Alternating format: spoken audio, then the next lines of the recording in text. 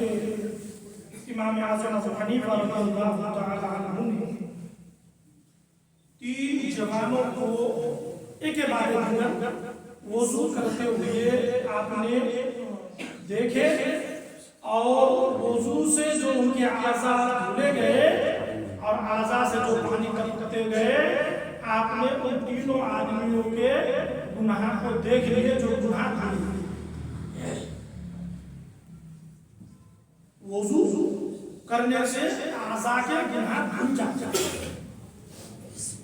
اور یہ بات ثابت ہوئی کہ امام اعظم نے گناہ کو دھلتے ہوئے پریکٹیکل دیکھا کہ اس نے یہ گناہ کیا تھا جو دھلا یہ اس گناہ میں ڈوبے ہوئے رہتے ہیں اس کا یہ گناہ ابھی کا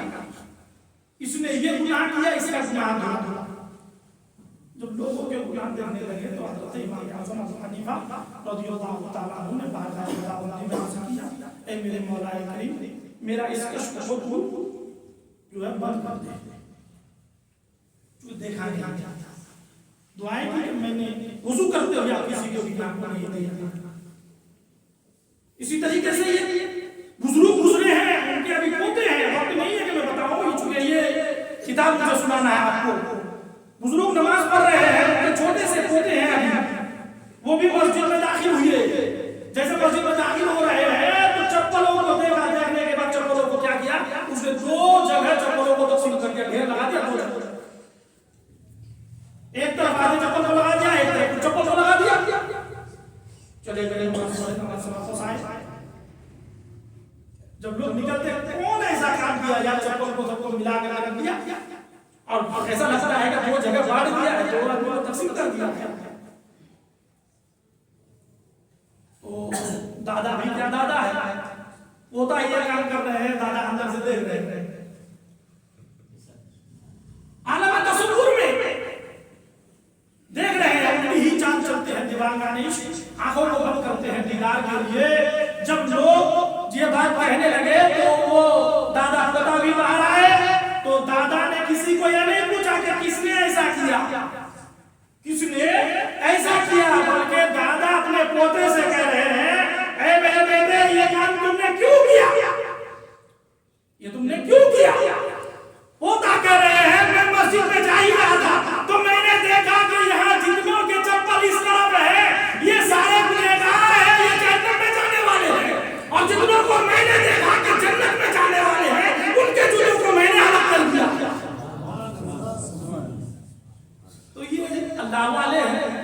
ان لوگوں کے کیا کہنے حضرت امام اعظم ابو حنیفہ نے دیکھا کہ وضو کرتے ہوئے اعضاء دھلتے گئے تو اعضاء کے گناہ دھلتا گیا امام اعظم نے دیکھا پھر دعائیں کی مولا یہ کشمش کے اوپر اپنا ہے تو پھر وہاں سے وضو کے اعضاء ہوتے وقت جو گناہ گرتے تھے وہ دیکھنا بند ہوا بہرحال 2 حدیثوں کا خلاصہ پچھلے سال جمعہ جو ہوا ہے جس نے بسم اللہ کہہ کر وضو کیا اس کا سر سے پاؤں تک سارا جسم پاک ہو گیا جس نے بسم اللہ الرحمن الرحیم پڑھ کر کے وضو کیا اس کا سارا بدن کا سر سے پاؤں تک کے سارے بدن کے گناہ دھل گیا اور جس نے بسم اللہ نہیں پڑھا ایسے ہی وضو کیا بنا بسم اللہ پڑھے تو جتنے اعضاء وضو میں دھوئے اس نے اتنوں کے گناہ جو ہے دھل گئے تو جتنے نے بنا بسم اللہ پڑھ کر کے آیا جلدی جلدی وضو شروع کیا وضو کر لیا تو جتنے اعضاء وضو میں دھویا اتنوں کا گناہ اس کا دھل گیا اب بسم اللہ الرحمن الرحیم پڑھ کر کے اطمینان سکون کے ساتھ حصول برکت کے لیے آدمی وضو کرے تو اللہ تبارک و تعالی سب سے پاؤں تک اس کے سارے گناہوں کو دھو دے حدیث پاک میں ہے کہ با وضو سونے والا وضو کی فضیلت دیکھیے میرے دوستو وضو ہم کریں چہرہ ہمارا صاف ہو اچھا چیز ہم کو آئے اور اللہ تبارک و تعالی ہم کو دیا دے رہا ہے ہمیشہ وضو کے ساتھ رہنا چاہیے کیوں حدیث پاک میں ہے با وضو سونے والا روزہ رکھ کر عبادت کرنے والے کی طرح ہے انسان رات میں وضو کر کے सोए तो रोजा रख करके, सिर्फ रोजा ही नहीं बल्कि रोजा रख करके उसको इबादत करने का सवाब देता है। इतना करीम मौला है, काम फरमाए चलेगा। आइए मदीने के ताजदार सल्लल्लाहु ताला अलैहि वसल्लम ने हज़रत सैयदना अनस रज़ियल्लाहु ताला अन्हु से फरमाया, बेटा अगर तुम हमेशा बावजू रहने की इस्तेताअत रखो तो ऐसा ही करो, क्योंकि मलकुल मौत जिस बंदे की रूह हालत वजू में कब्ज करता है उसके लिए शहीद लिख दी जाती है। किसी के पास है कब आएगा मलकुल मौत? हदीस में है हर एक के पास में आते जाते, लेकिन कब मौत आएगी, कब रूह कब्ज करेगा किसी को मालूम नहीं है। हाँ, मैसेज भी नहीं भेजेगा कि मैं आ रहा हूं तुम वजू कर लो, भेजेगा किसी को? तो हम पहले ही से वजू रहेंगे, बावजू रहेंगे तो इंशाअल्लाह अज़ीज अगर बावजू मौत आती है, ये हदीस कह रही है, पैगंबर इस्लाम का फरमान है कि जो इंसान बावजू रहे और उसी बावजू की हालत में मलकुल मौत अगर उसकी रूह को कब्ज करता है तो उसको शहीदों की लिस्ट में जगह दे दी जाती है, उसे शहीद लिख दिया जाता है कि ये शहीद है। और शहीदों का मकाम तो क्या कहने, कुरान में उसका जिक्र है, हम लोग सुनते रहते हैं। बहरहाल मेरे आका सरकार आला हज़रत इमाम अहमद रज़ा खान फरमाते हैं कि हमेशा बावजू रहो, इसलिए कि हमेशा बावजू रहना मुस्तहब है। क्या? हमेशा बावजू रहना मुस्तहब है। अक्सरियत तो हमारे लोगों में देखा जाए तो बावजू दरकिनार पाक साफ भी नहीं रहता है। हमारे अभी के जवानों का ख्याल किया जाए, मॉडर्न जमाना है, अपने आप को मॉडर्न महसूस करते हुए, हाँ, क्योंकि हम लोग जो देखते हैं ना बुराई, जहाँ जो बुराई देखते हैं हम लोग उसी बुराई का जिक्र करते हैं कि ये बुराई हमारे समाज में, हमारे मुआशरे में है, और इसको दूर करने के लिए हम लोगों को आगाह करना चाहिए। जो हम लोगों ने अपने आंखों से देखते, सफर करते हैं, हम लोग भी देखते हैं सफर में, हालत सफर में है, इतनी टाइट जींस या पैंट कोई इतनी टाइट पहनते हैं कि बैठने की जरूरत नहीं कर सकता है। अब वो पैंट वो पहन करके सिलवाया है या सिलवा करके पहना है वही जानता है, बैठने की जरूरत वो नहीं कर सकता, इसलिए उसे खड़े खड़े पेशाब करना पड़ता है। रास्ते में खड़े खड़े पेशाब करते हैं, जब भी देख जाए आए इधर उधर सफर में देखा जाता है, बाकी तो घरों में कौन किसको देखता। अल्लाह सबको अक्ल सलीम अता फरमाए। हम लोग गुलामान मुस्तफा है, हाँ, हम अगर बावजू रहे तो सवाब का ज़ख़ीरा हमारे पास, और अगर हम नापाक रहे तो अल्लाह के पैगंबर फरमाते हैं जितनी कदम आप जमीन में चलते हैं ना, वो जमीन रब की बारगाह में फरियाद करती है, ऐ मेरे मौला तू हुक्म फरमा, अभी सीना खोलो, इसको अंदर सीना। आसमान भी वही कहता है। बहरहाल पाक साफ रहने की कोशिश करो, बावजू रहने की कोशिश करो, बावजू रहने की और नमाज पढ़ने की आप लोग जो है कोशिश करो, तैयारी करो। अल्लाह तबारक व तआला ने हज़रत सैयदना मूसा कलीमुल्लाह अला नबीना अलैहिस्सलातु वस्सलाम से फरमाया, ऐ मूसा अगर बेवजू होने की सूरत में तुझे कोई मुसीबत पहुंचे तो खुद अपने आप को मुलामत करना, इसलिए कि अगर तुम बेवजू हो तो हो सकता है तुम्हारे पास कोई मुसीबत आए, कोई बड़ी बात नहीं है, लेकिन अगर बावजू रहो, हमेशा बावजू रहना चाहते हैं, बावजू रहो तो हो सकता है आने वाली मुसीबत भी तुमसे दूर चला जाए। और हमेशा बावजू रहना ये इस्लाम की सुन्नत है। वक्त अपनी मंजिल पर पहुंच चुका है, जो लोग सुन्नत नहीं पढ़े हैं वो लोग सुन्नत पढ़ लीजिए, यहाँ से बाकी बातें आगे इंशाअल्लाह आने वाला वक्त में फिर बताऊंगा। मेरे दोस्तों, मैं बारहा बोल रहा हूँ, आप लोग अपने अंदर में ईमान की जो रोशनी हमारे दिलों में जो जल रही है उसको हम लोग बाहर से भी देखने की कोशिश करें अपने आप को। हाँ, तो कैसे देखोगे? आप तौबा पढ़ लो अपने गुनाहों से और बाज आ जाओ आप अपने इस्लाम के अंदर में, इसलिए कि आप कलमा वो इंसान हो।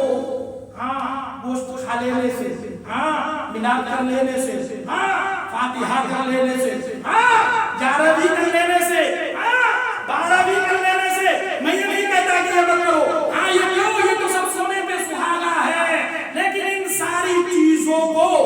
قبولیت کے مقام تک اگر پہنچانا چاہتے ہو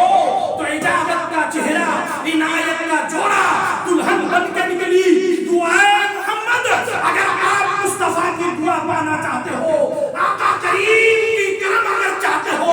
تو نماز شروع کرو اور نماز پڑھنا اسٹارٹ کرو اور وہ دل سے کرو کہ میں انشاءاللہ اب اپنی نماز کبھی ضائع ہونے نہیں دوں گا۔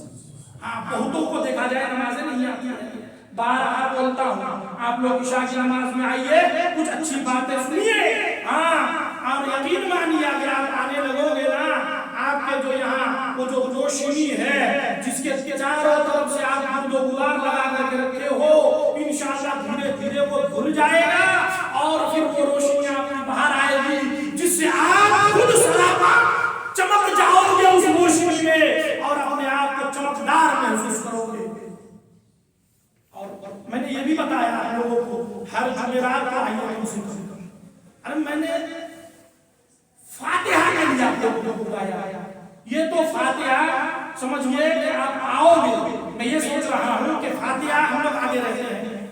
میلاد ہم لوگ آگے رہتے ہیں، اس لیے میں سوچا ہر جمعرات کو کم سے کم فاتحہ کھانے کا اہتمام مسجد میں کر دیا جائے جس سے لوگ کم سے کم آئے تو صحیح۔ بس ابھی بھی وہی حال ہے کہ جتنے ہم لوگ کا جو وقت نمازی ہے وہی لوگ تو لوگ لے کر کے آتے ہیں، ان لوگوں کو میں روزانہ درس سناتا تھا۔ میرا خیال یہ ہے، میں آپ کو بتاتا ہوں، میرا خیال یہ ہے کہ آپ فاتحہ کے ہی واسطے مسجد میں اگر آ جاؤ گے، 20-25-50 آدمی اگر جمع ہو جاؤ گے تو انشاءاللہ ہر جمعرات یہ کی جمع ہو جائے گا اور ہر جمعرات آپ کو پریکٹیکل میں وضو کا طریقہ وضو کر کے دکھا کر کے بتاؤں گا، پریکٹیکل میں آپ کو نماز پڑھ کر کے نماز کا طریقہ دکھاؤں گا، یہ پریکٹیکل آپ کو سیکھنے کو ملے گا۔ لیکن آپ آنا چاہو تب، آپ اگر آؤ ہی نہیں، یہ مت سمجھو کہ یہ ہمارا فرض ہی ہے، ہاں یقیناً ہمارا فرض ہے آپ کو بتانا ہے، لیکن ہم یہ چاہتے ہیں کہ آپ جب مسلمان ہو تو صحیح راستے پر گامزن ہو جاؤ، ورنہ کل میدان معیشت میں ہیلا بہانا نہیں چلے گا، وہاں کوئی ہیلا بہانا نہیں چلے گا۔ تو میرے دوست کہنا مقصد یہ ہے، لمبی لمبی تقریریں آپ لوگ سنتے رہتے ہیں، ہم چاہے گھنٹے 2 گھنٹے 4 گھنٹے تقریر کر سکتے ہیں، لیکن میں آپ لوگوں کو تقریر سنانے سے بہتر یہ سمجھتا ہوں کہ آپ کو میں نماز کی دعوت دے دوں، اس لیے کہ ہم میں اور غیروں میں جو دیوار بیچ میں ہے یہ دیوار ہی نماز ہے، جو نماز پڑھے تو وہ ہم میں گنتی میں آئے گی اور جو نماز نہ پڑھے تو دیوار کے اس پار سمجھ لو۔ خیال کرو، اپنے آپ کو سوچو تو صحیح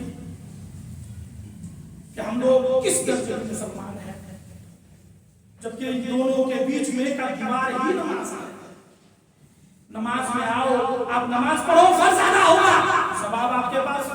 اس سے قبل آپ طہارت حاصل کرو، وضو کرو، ہاں اس میں بھی آپ کو ثواب مل رہا ہے، یہ کہ قدم پر نیکیاں مل رہی ہے۔ یہاں کوئی اس نیکیوں کی قیمت ہمیں نظر نہیں آتی، لیکن یقین مانو کل میدان معیشت جب قائم ہوگی نا، ایک نیکی کے لیے ترسو گے نا، وہ باپ جو تمہارے لیے جان چھڑکتا ہے، وہ ماں جو تمہارے لیے اگر تم باہر سے آ رہے ہو رات گزرتی چلی جائے گی، ماں کی آنکھ بند نہیں ہوگی، بیٹا آ رہا ہوگا، بیٹا آ رہا ہوگا، وہ بہن جو تمہارے لیے جان چھڑک رہی ہے، وہ بھائی جو تمہارے لیے کسی سے لڑ پڑتے ہیں، لیکن کل میدان معیشت میں اگر ایک نیکی کی کمی ہو جائے گی نا، وہ باپ تم کو ایک نیکی دینے والے نہیں ہوں گے، وہ ماں تمہیں ایک نیکی نہیں دینے والی ہے، وہ بھائی تمہیں ایک نیکی دینے والے نہیں ہے، وہ بہن تمہیں ایک نیکی دینے والی نہیں ہے۔ تو میرے دوست یہ نیکیاں جو ہم لوگ لاپرواہی سے، کاہلی سے، سستی سے ہم لوگ جو ہے اسے چھوڑ دیتے ہیں، کل وہ ایسا ہو سکتا ہے کہ میدان معیشت میں اسی نیکی کے لیے ہم در بدر بھٹک رہے ہوں گے اور ہمیں کوئی نیکی دینے کے لیے تیار نہ ہوگا۔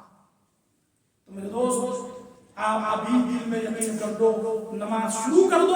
اور وقت میں مسجد آنے کی، اگر آپ کے پاس وقت ہے مسجد میں آ جاؤ، جماعت سے پڑھو، اور اگر مسجد آنے کا وقت آپ کا نہیں ہوتا، آپ جہاں رہو، جس جگہ رہو، جس کونے میں رہو، اپنے دکان میں رہو، ہاں اپنے مکان میں، کھیت میں، جہاں رہو، آپ وقت پر نماز پڑھ لو، اپنا فرض بھی ادا کرو، اللہ اس کے رسول کو بھی راضی کر لو۔ وما علینا الا البلاغ، استغفر اللہ ربی من کل ذنب واتوب الیہ۔ السلام علیکم۔ یہ ضروری اعلان